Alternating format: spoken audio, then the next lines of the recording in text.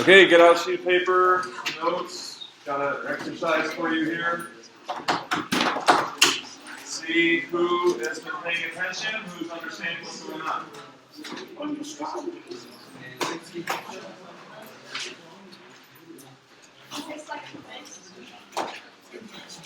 You want it to be? Maybe. Don't rip it out.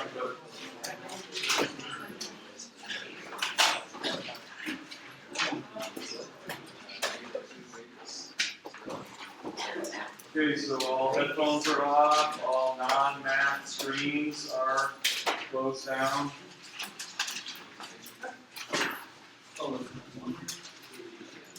Okay, so the setup is water wheel makes a full rotation every 13 seconds. The radius of the wheel is 7.5 feet, and the bottom of the wheel, for whatever reason, is 2 feet above the surface of the water. Usually water wheel will come down and scoop up some water. This one, the water has receded or something, and the bottom of the wheel is 2 feet above the surface of the water. And we're going to track a point on the wheel that starts at the 3 o'clock position, and then the wheel's going to turn counterclockwise. What's that? Yeah, right. The wheel's in California. Right? The wheel's in California. Okay, so we have a surplus of water in Arizona. Yeah. Because of planning ahead. Because of planning ahead. Okay, so you've got 4 functions to write, f, g, h, and j. And we're not going to go on to the next one until we know we have the current one right. Okay, you're working on these, we work together. But again, who is tracking with the course right now? Who knows what's going on? Measure the angle swept by the point. Is that the input or the output of f? Measure the angle swept by the point. According to that, the way it's written, is that the input or the output of f? Kate wants input. Jacob likes it. Right. So the way we write things is output as a function of input. Output depends on input, right? As a function of means depends on. Output depends on input. So this is our input.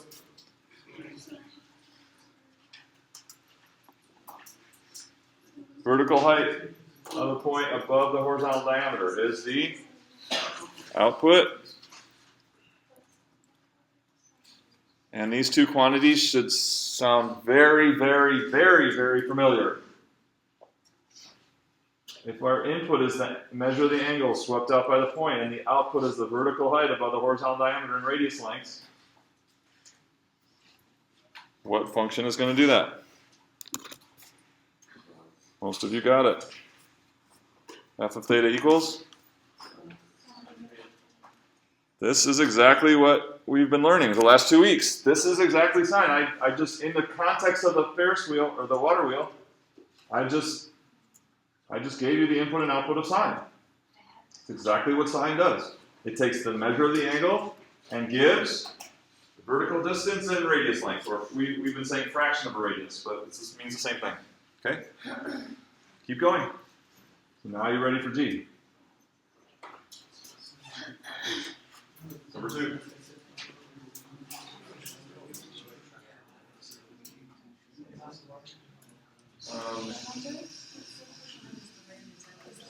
Well, that's good.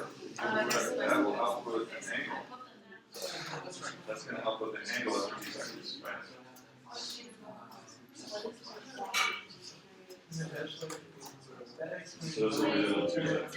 There is a cycle of input values. The interval of input results in a full cycle of output. So it's the interval of input that results in one full cycle of output before it repeats.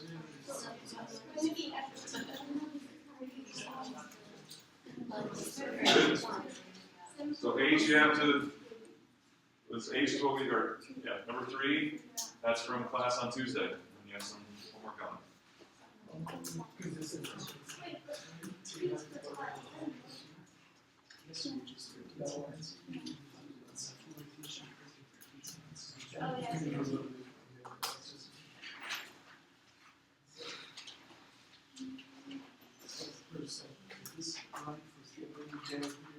How far are you, Becca? Show me. Number 2? Good? Yeah. So if sine is the fraction of the radius and our radius is 7.5 feet, how are we going to get it in feet? That's the question.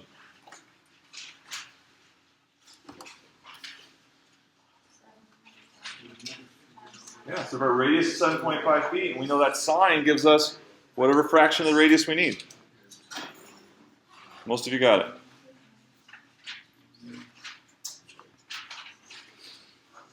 So now we're going to be taking that fraction of 7.5, and it'll give us feet, right?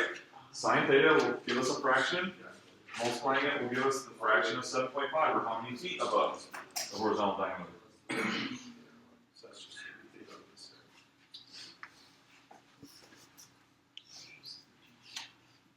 Okay, so h is a little harder, so do we still want feet above?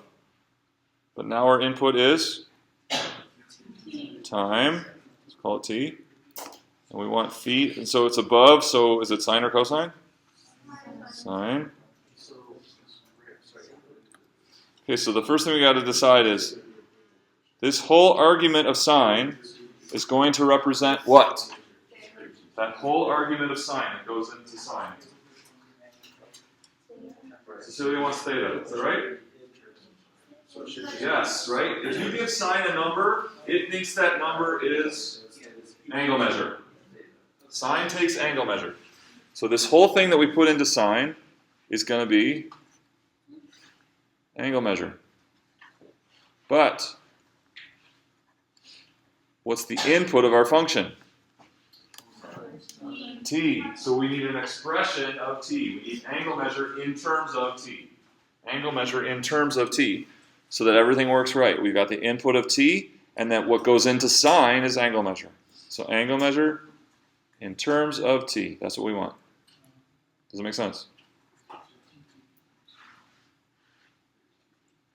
Theta equals what?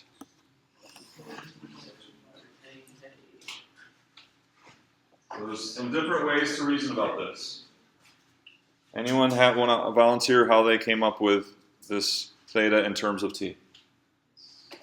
Becca or Jacqueline? It takes 13 seconds for full rotation, so 2 over 13 would be a fraction of seconds.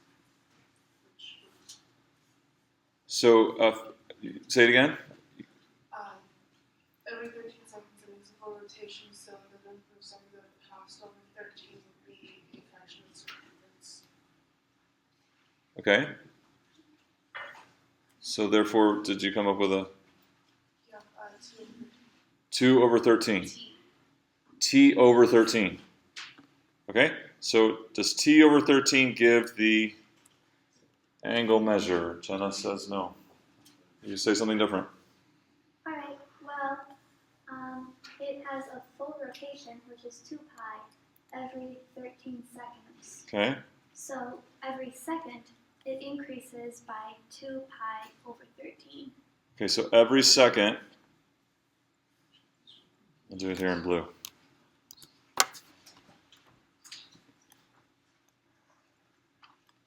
So you're saying 2 pi over 13 is what value? What does that number mean? That is how much it increases every second.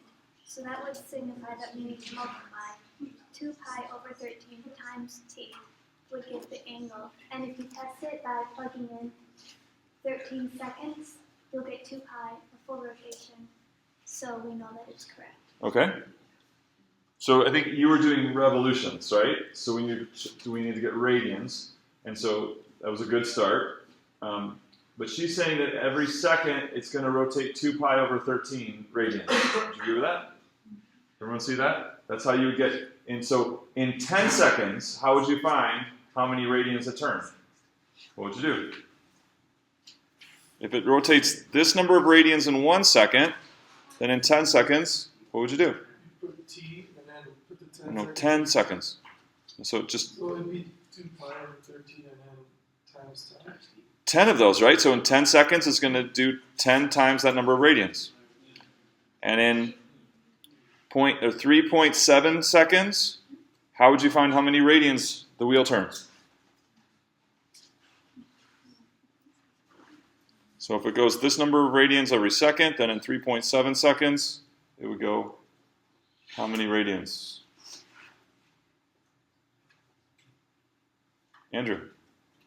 That multiplied by 3.7 seconds. Yeah, so you would take, that's per second, so in 3.7 seconds, it'll go 3.7 times as far as that.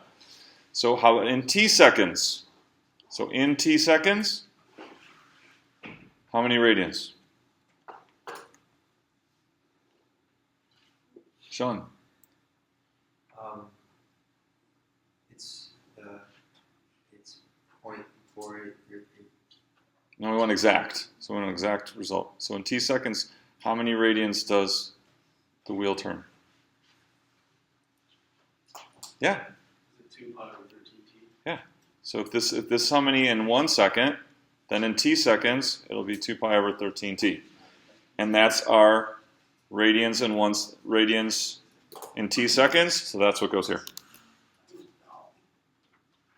That's going to be our input into sine, the number of radians in t seconds. So there's h of t. Okay, how about J?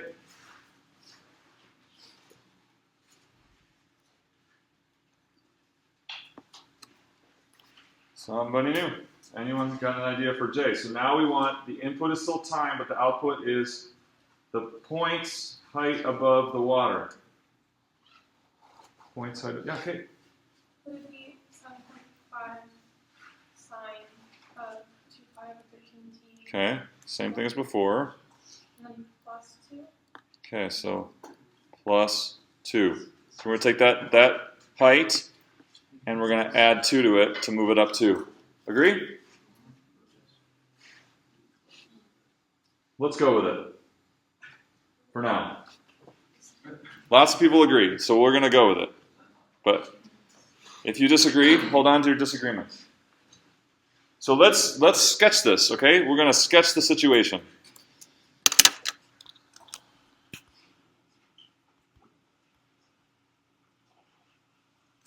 So we've got the water.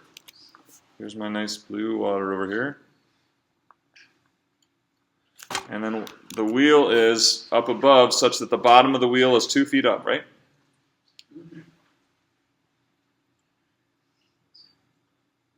Best circle I've drawn all day? Okay. So here's the bottom of the wheel. So that bottom of the wheel is 2. Okay? And then where is the middle of the wheel? How high above the water? Yeah, so that's, to get from the bottom up to the middle, that's going to be a radius, right? And what about the top of the wheel? Another radius, right?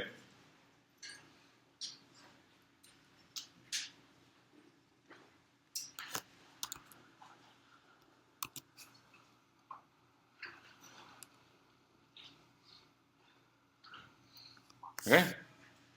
And again, the point starts here at the 3 o'clock position. The wheel turns counterclockwise, and we're tracking the height of the point above the water, right? In the J function. Are we good? Okay, so what then is the minimum height of the point? The minimum height above the water of the point, or the minimum of the J function? 2 feet. Okay? What is the maximum? What's the maximum height of the point, or the maximum value of the J function? 17. Is that right? 16, 17 here. Okay?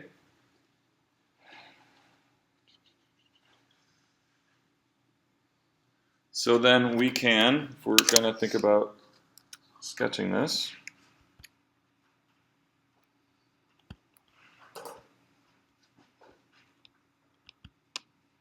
that was our h function, right?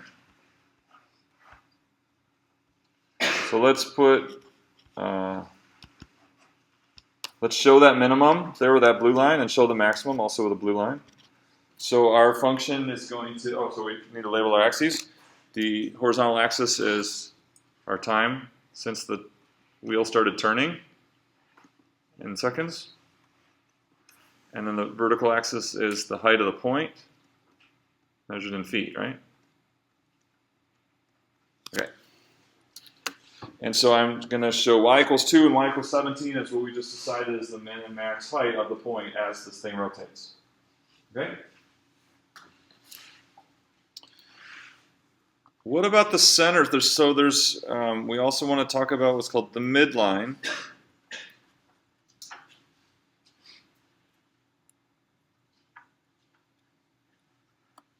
So we know these sine and cosine curves, they kind of fluctuate between their max and their min across a midline, which would either represent like the horizontal diameter of the circle or the vertical diameter. So at what height is the midline here? 9.5, right? So it's that 2 plus 1 radius gets us up to the middle. So let's graph that too. This is all helping us to sketch this graph of J. Okay? And then what about the period? What was our definition? So we got max, min, midline, and now we got period.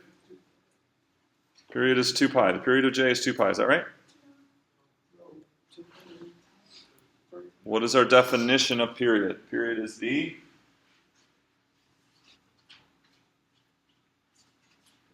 if it's only the first word, you could probably run with it. So remember, period is an interval. Period is an interval. That will get you started. Period is the interval of input. You get a full cycle of output. So if you can just remember interval, then you can recall this definition of period.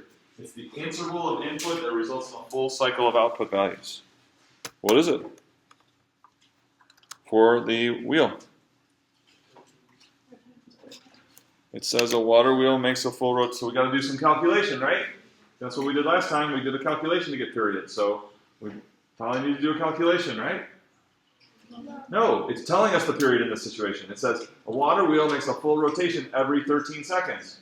Well, seconds, time, that's our input. So that's the cycle of input that gives a full, or sorry, it's the interval of input that gives a full cycle of output. Okay, so we're going to mark that off here, 13 seconds. It's up here too. Mark that on the midline, mark it on the axis. And remember what we're going to do. In order to make a sketch, we're going to take one full cycle and split it up into 4 equal quarter periods, quarter cycles. Because we know when you make a cycle, we got the 4 quadrants, right? Helps us to get a skeletal of what this is going to be like.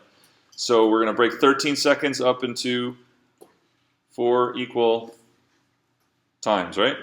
So 13 divided by 2 is 6.5. Divided by 2 again to get 1 quarter, 3.25, something like that.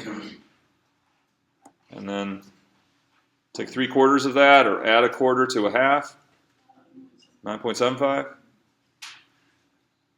So now we've got our period broken up, so let's write this down, 3.25. However you can find those 4 values.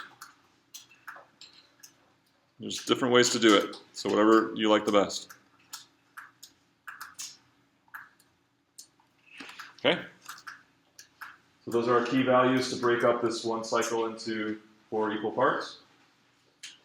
So now we're ready to track, are we tracking horizontal or vertical distance of the point for the J function?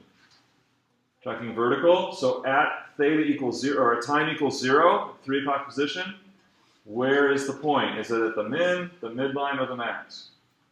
If we're tracking vertical position of the point. Does it start at the min, does it start at the midline, or the max when t equals 0, 3 o'clock position? It starts at the midline, right? The height is at the midline. In the first quarter cycle, what does that vertical height do? Goes up to the, and that was an easy question. Goes up to the, all right, something like that. And then, next quarter cycle, it's the midline. And then now in the third quadrant, that vertical height goes down to 2 feet above the water. And this is the worst sine curve I've drawn all day. Okay, and the last quadrant.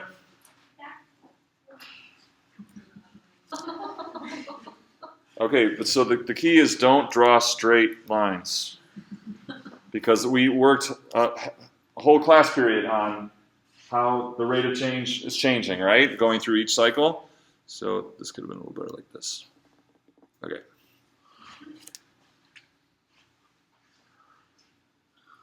Okay, and so we said that that function is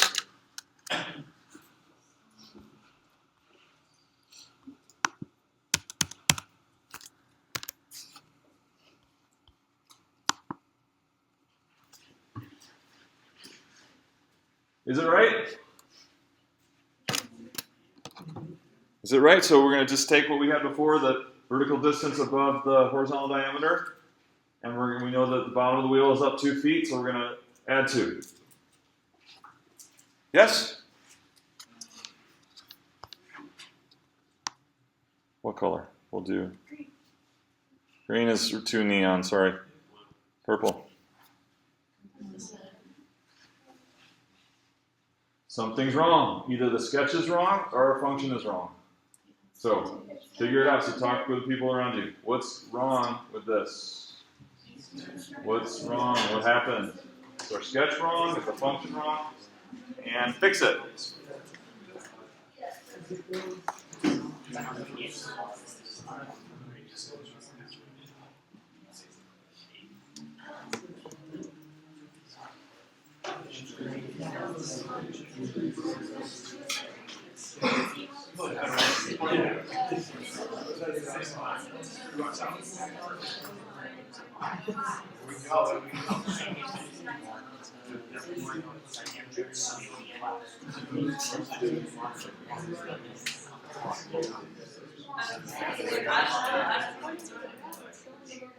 That's right. Something's wrong. Is our sketch wrong or is the function wrong?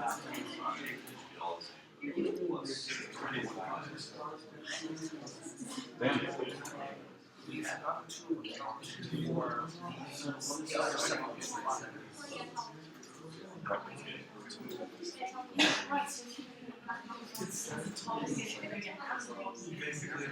What would it look like if we didn't add anything?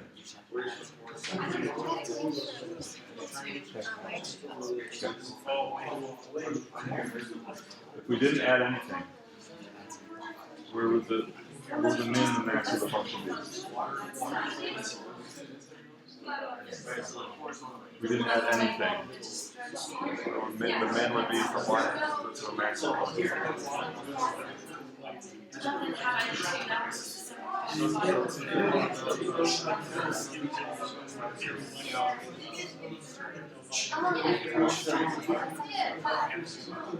You do what?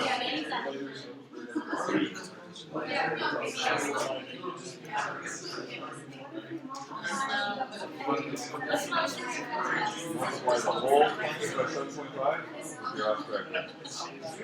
Okay, let's talk. Here we go. So, vibrant discussion. I like it, and I know it was all about the situation. Okay, Cameron, you initially said no, you didn't like this function plus 2. So, what do you think? I think it's supposed to be plus 9.5. So, Because?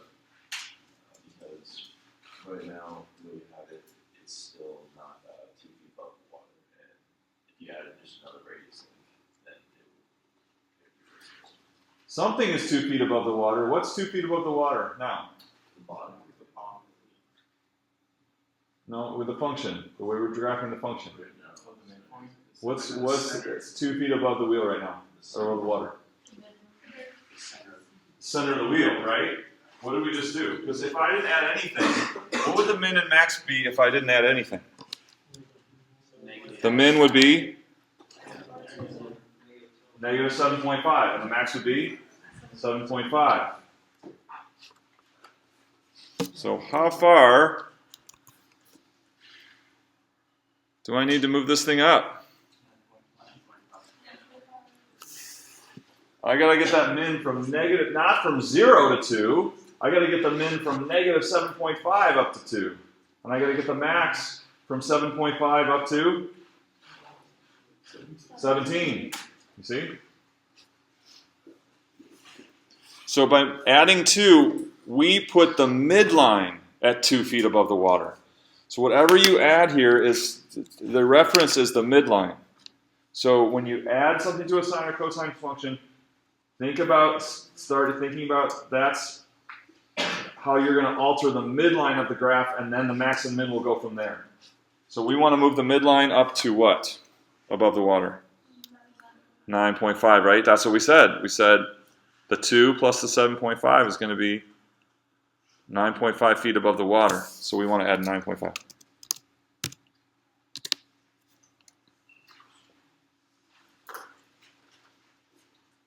So the key is, when you add a value, or when you want to add a value and you're trying to figure out what to add, this is the position, the vertical position of the midline of the graph. Not the bottom, not the top. So the information, the problem told you about the bottom, right? The bottom of the graph. It was 2 feet above the water. But we need to get our midline in the right place to make that true. We're not going to add 2, we're going to add 9.5. Does it make sense? Okay, so the last thing, there's one more term. The distance on the graph from the midline up to the max has a name. That's called the amplitude.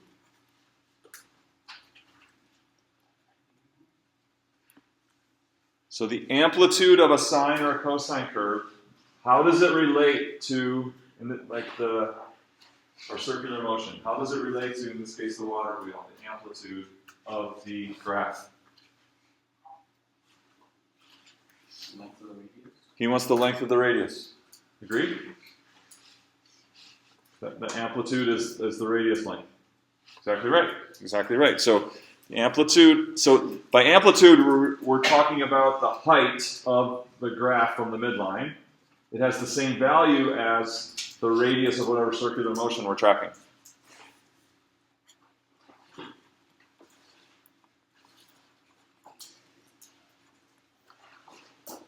But when we talk about amplitude, it's talking about the height of the sine or cosine curve. Okay, so we got these two new, so these are all the kind of the building blocks of these graphs. Max, min, there's one more that we have to kind of figure out. We got some more work to do. But we got min, max, midline, period, and amplitude. We've got one more thing to learn. Maybe we can get to that by the end of class. These all are referring to this, our sine and cosine curves. Okay, questions on this example? Anybody? Okay, so open up your book to page 281. 279. 279. Number 4. Lots of students were working on number 1 in the last class. Make sure you're looking at page 279, number 4.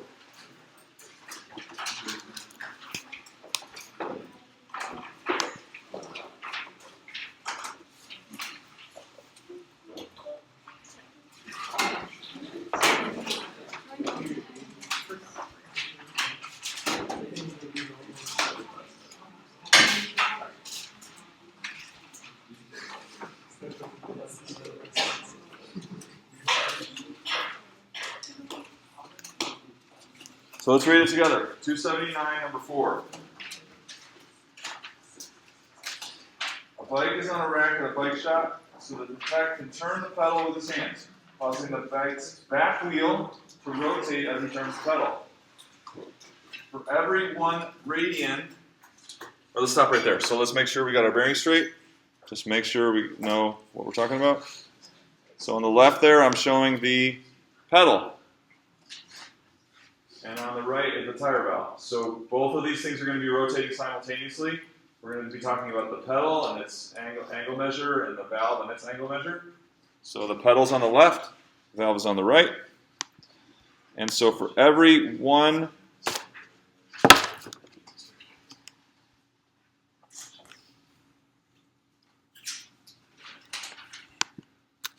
every one angle, every one radian that the pedal turns, the valve turns 4 radians. So this is showing that. So you can make a sketch of the setup here. That's what they want you to do in part A. Just sketch it so you have something to look at when you're writing. But I'll leave that up there.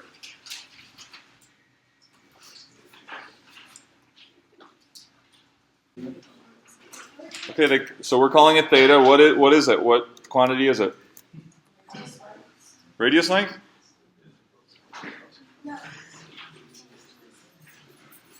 How is theta defined? Freddie, how do they define theta? How did I find theta? How do they define it? What quantity is theta? 4 times. Just what is the angle measure of theta?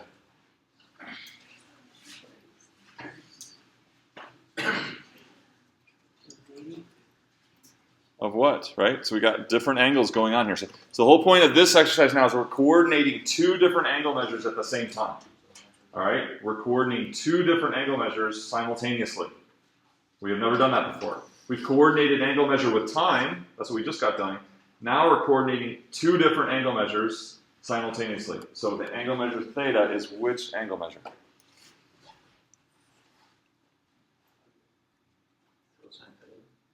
No. The meaning of the angle theta. We got to, what is the meaning of that? What angle measure is it? Yeah, right. It's the angle measure of the pedal swept counterclockwise from the 3 o'clock position, and all of you got this. So they want the horizontal position of that in radius lengths, right? So what's going into cosine is the angle of the pedal. And so therefore the output of this has to do with the pedal or the valve? Pedal. Whatever angle you put into cosine as a whole, cosine is going to give you the corresponding things, horizontal position to the right or the left. Okay, so if it's the pedal angle, we're going to get the pedal position horizontally. All right, what is the valve angle measure? How can we write now the valve angle measure relative to the pedal angle measure? How can we write the valve angle relative to the pedal angle? Yeah? 4 theta. 4 theta, what do you think? Agree? Yeah, it said that for every 1 radian that the pedal turns, the valve turns 4. So then whatever angle measure we have of the pedal, the valve will rotate 4 times as much. Okay, so what's the output of G? What output do we want for G? Does it relate to the tire valve or the pedal? And what position do we want of the tire valve? Horizontal position. Okay, so we're going to do cosine. Here's the key question. If we want the horizontal position of the valve, then what angle does this whole thing have to be? Which angle does it have to, like, for the pedal or for the valve? Valve. This has to be the valve angle so that the output of cosine is tracking the valve's horizontal position. Do you see? What goes, if we want the output to be the valve's horizontal position, then what we put into cosine has to be the valve's angle. But they told us they want the input to be the pedal angle. So we're going to input the pedal angle, but what we put into cosine needs to be the valve angle. So how can we write it? 4 theta, that's the valve angle in terms of our input, the pedal angle. Measure.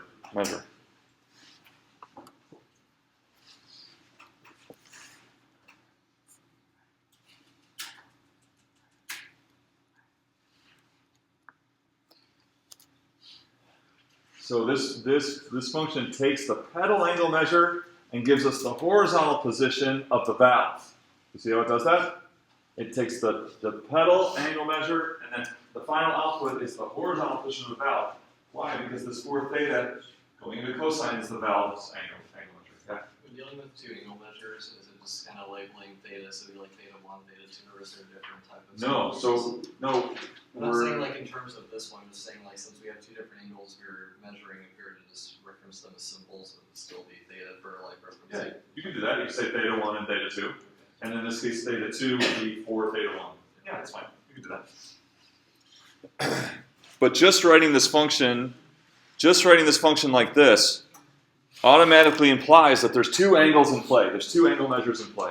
Just if the only thing we had was the g theta function, you have to recognize that there's two angles at play. There's the input angle measure and then this argument angle measure, which are different, okay? But they're both at play. All right, so now we want to talk about, we want to think through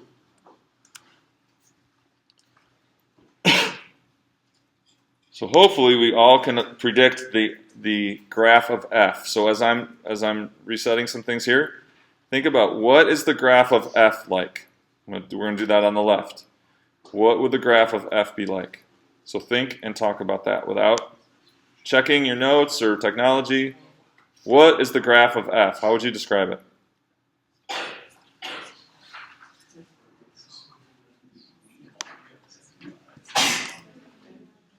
Graph of f. Well, I suppose the graph of f.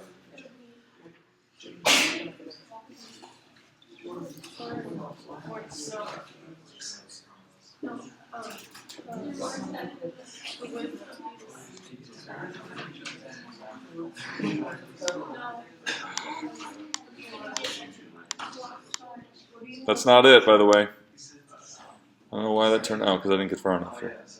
That was not it. There we go. Okay. So I'm going to let the pedal start turning, and it's going to generate the graph of that. Do you know what that will be like? We better.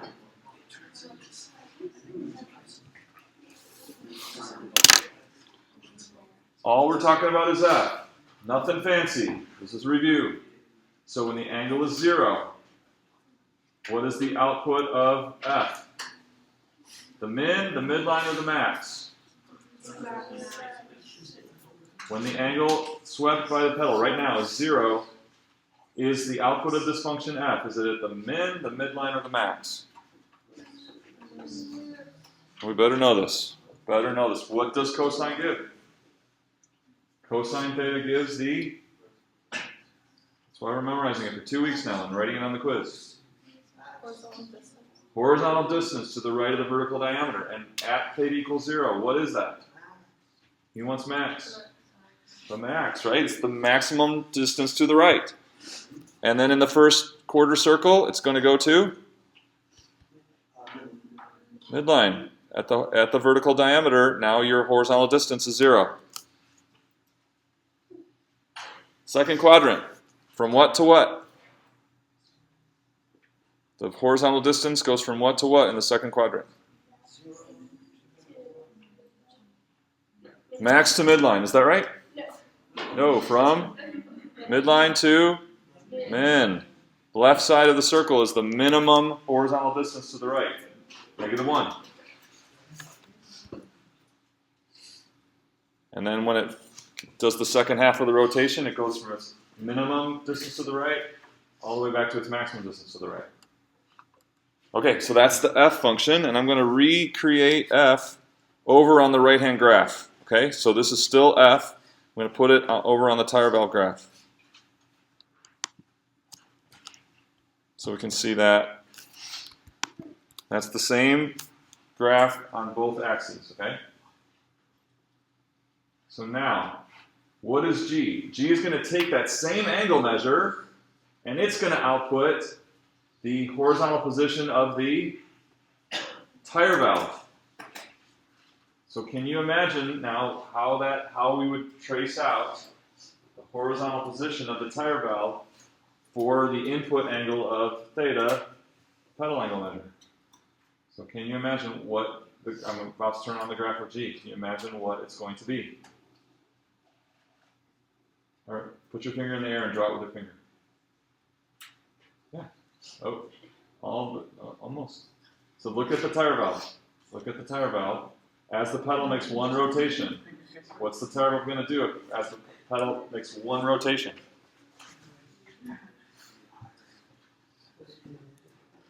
No, Dan. Look at the valve. When the pedal makes, watch, I'm going to do the pedal and make one rotation. Watch the pedal, right? Here's one rotation of the pedal. Watch the valve.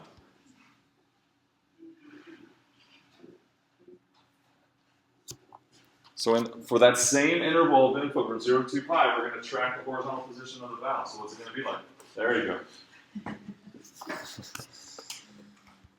Here we go. Ready? Let's watch it.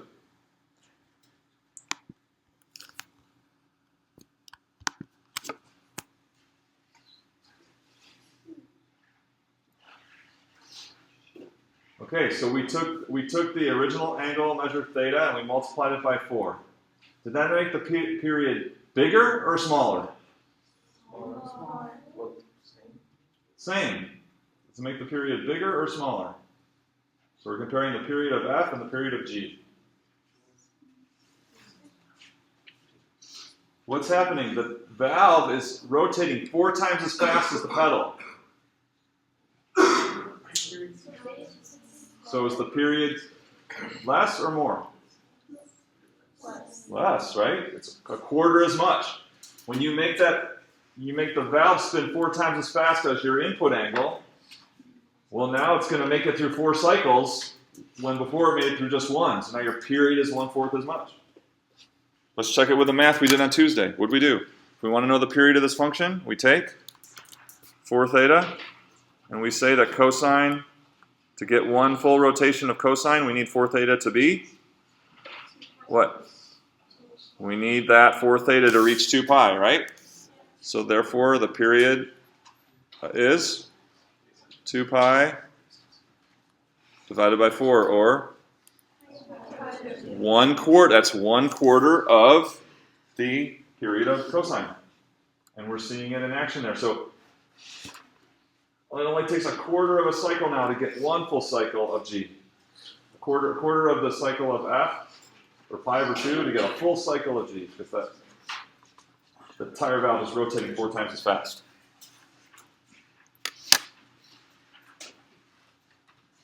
Does it make sense? So multiplying, so in your argument, if you're multiplying by a value greater than 1, does it make the period greater? What does it do to the period?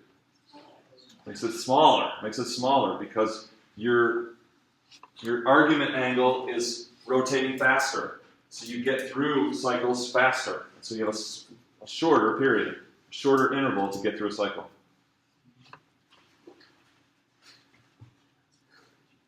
Any questions? All right, so now you're going to move on to number 5. You're going to change number 5. It starts by giving you the function in number 5. You're going to change that to a sine function and change the corresponding meaning. Is that 283? 81. So let's do it together here. Ready to it? I'll read it. Suppose the bike technician changes the gears on the same bike so that the wheel has a different rate of rotation. Consider the function h defined by h of theta equals 12.5 sine theta over 2. Change it to sine. That defines what? The vertical distance of the tire valve from the horizontal axis. So you're going to change h to be sine, and then defines the vertical distance of the tire valve from the horizontal axis. And then I want you to answer A through E. So now we're starting with the function and answering questions about it, okay? Go. Answer A through E. And I'll change the setup here.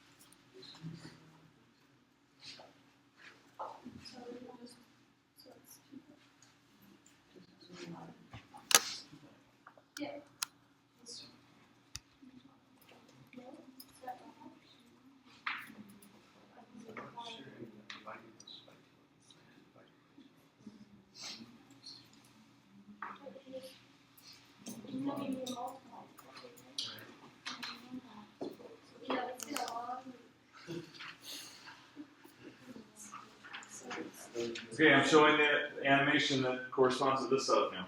Okay.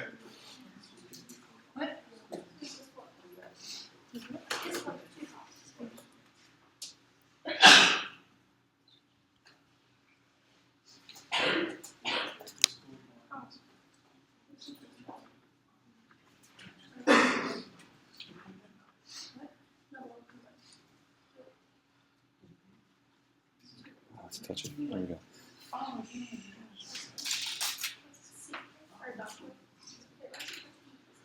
Okay, this function h.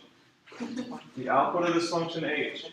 Does it give pedal or valve position? This h function that they give you. Pedal or valve position? Valve. Okay, so then the argument of sine. Is that pedal or valve angle measure? She wants valve. Andrew likes it. What do you think? Agree? Yeah. If you want that output of that function to be valve position, then that what goes into sine has to be valve angle. Valve angle measure. Valve angle measure. Okay? So this is the valve position. And so therefore that thing that goes into sine has to be the valve angle measure. So the valve angle measure equals theta over 2, and that was the first question they asked you, right? And you should have said, what's that? That represents the angle measure the angle rotated by the valve. That's what theta over 2 is. The argument of our function h. Okay, so what's going to happen now? So first of all, sine. Let's just do, I'm graphing f of theta equals sine theta. We should all predict that very easily. What will that look like?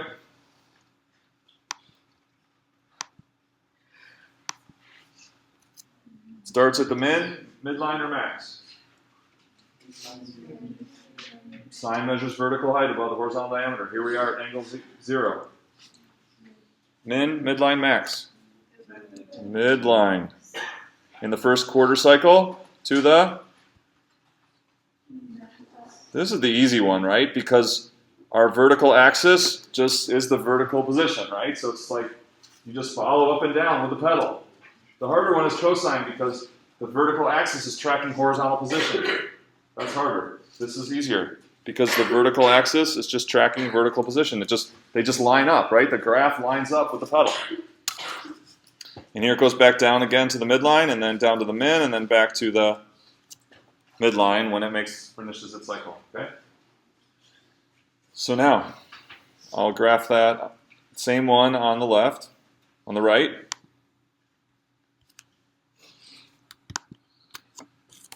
And so we're watching, both axes are the pedal angle measured, right? Theta. Both axes are the pedal angle measure. And now we're asking, what is the valve doing? If we're tracking the vertical position of the valve, according to the pedal angle measure, how will it compare? So, do you see what this graph will look like? Tracking vertical position of the valve. Make it with your finger in the air. Is the period less or greater than the period of F? Greater.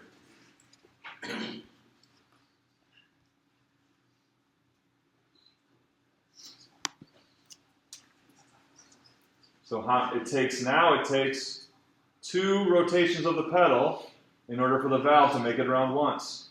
So the period of the H function is, what's the period? 4 pi. 4 pi.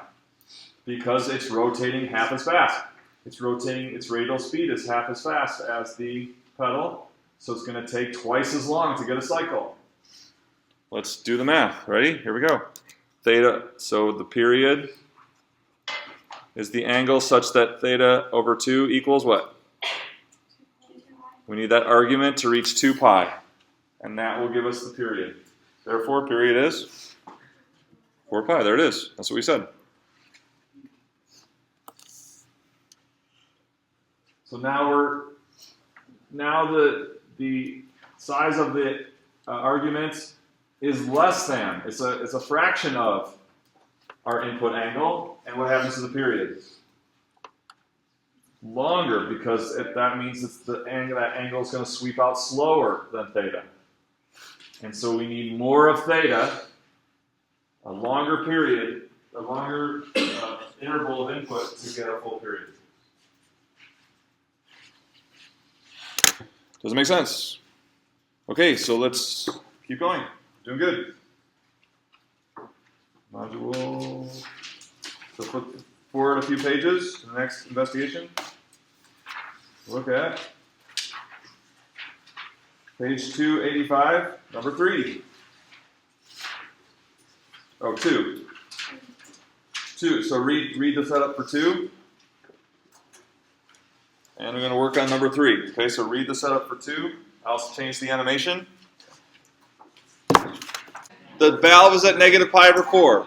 When the pedal's at pi over 2, what's the angle measure of the valve when the pedal's pi over 2 at the top? Nope. Right, it's going to be, right, pi over 4. When the pedal angle is 3 pi over 4. Here, let's show it.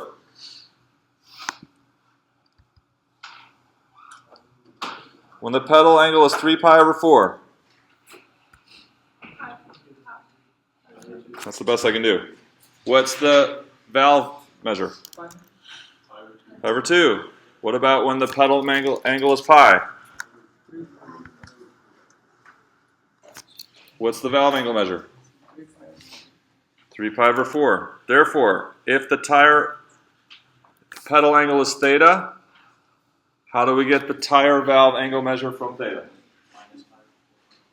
Minus pi over 4 always, right? So, here's the key. Is the tire valve ahead or behind the pedal? It's behind, right? We're subtracting, and so it's behind. So if it's behind, its angles come before or after? It goes through its cycle after, right? So the valve angle measure is behind the tire valve, or the pedal. So its cycle of angles comes after. All right, so what's P? What's our P function? P of theta equals? Sine theta. Good, sine theta. T of theta equals?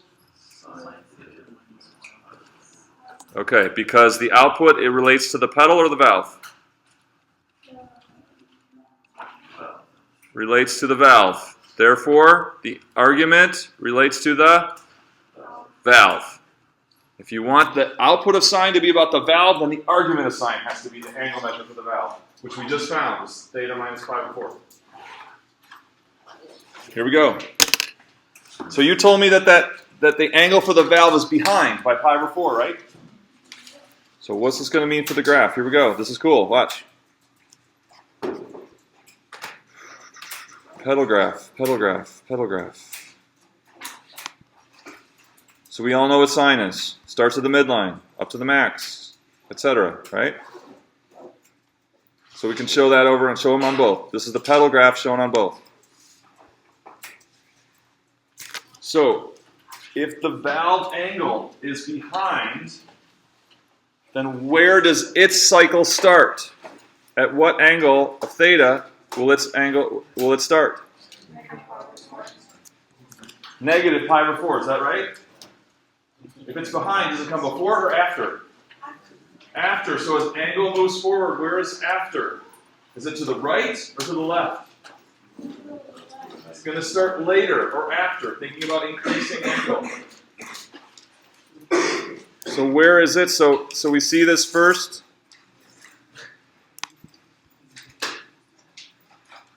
For what angle of theta does the valve start its cycle? Negative pi over 4 or pi over 4?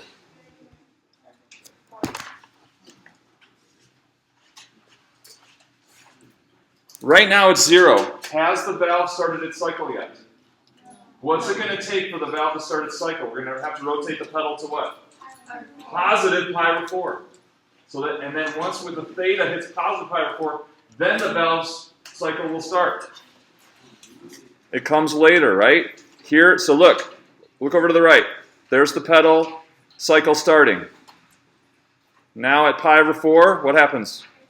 Now the tire valve starts. Do you see that red graph coming after the blue graph? Coming pi over 4 after. Okay, why? Because the measure of the valve angle is behind. Minus pi over 4, it's behind. So when angle starts increasing, coming after is where? To the left or right? To the right is after. So that's why when you subtract, it shifts it right, because it's coming later, it's after. You see? Yeah. Question for that with the period still to be high. Yeah, period slope is pi. Because it's always tracking exactly, yeah. But do you see that y subtracting shifts it to the right? Because that angle's behind. Behind means comes after. And after is to the right. It starts later. That's really cool. Okay. Thanks for bearing with me. Have a wonderful weekend. Normal homework, written and rub work.